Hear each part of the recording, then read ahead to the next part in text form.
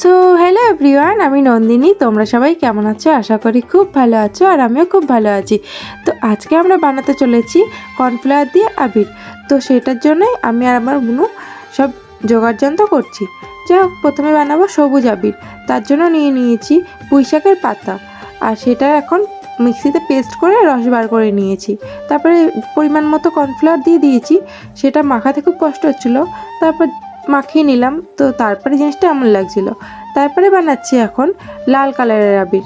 সেটা পরে গিয়ে গোলাপি হয়ে গেছিলো, সেটা কালকের ভিডিওতে তোমরা দেখতে পারবে, কারণ আবিরটা শোকাতে একদিন মতো লাগবে।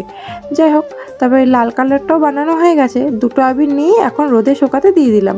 এই ভিডিওটা তোমরা কালকে দেখতে পারবে আবিরটা কেমন হয়েছে, আর আমরাও বুঝতে পারবো কেমন হয়েছে।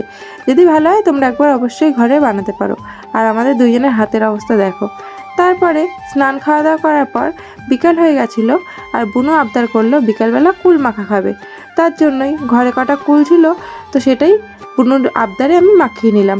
তো সবাই মিলেই খাবো।